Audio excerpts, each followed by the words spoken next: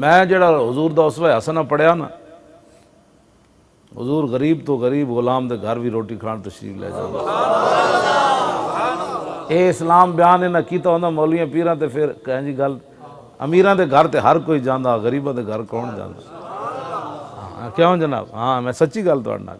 ایک مائی نہیں سی مدینہ ابو داؤد شریف وچ حدیث پاک کے، او مائی ہوراں دا دماغ جو کوئی خلل سی تے انہاں حضور تشریف لے آئے تے انہاں حضور دا بازو مبارک پکڑیا تے نال چل پئیاں، حضور بھی نال چل پئے۔ او کدی اس گلی چ حضور نو لے جاون، کدی دوسری گلی، پھر ایک گلی کھڑیاں ہو گئیاں، حضور بھی کھڑا، انہاں کہا میری گل سنو، حضور سنتے رہے۔ تو سنیا مائی عورت بھی ہوئے تے نال بڈھی بھی ہوئے تے نال دماغ وچ بھی خلل ہوئے، انہاں کتنی لمبی گل کیتی ہونی، لیکن حضور نے نہیں فرمایا مائی مینوں اور بھی کوئی کام ہے۔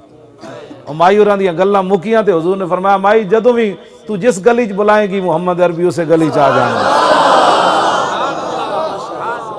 تیری ہر ادا پہ ہے جان فدا، مجھے ہر ادا نے مزہ دیا، کوئی تجھ سا ہوا ہے نہ ہوگا شہا، تیرے خالق کے حسن و ادا کی قسم۔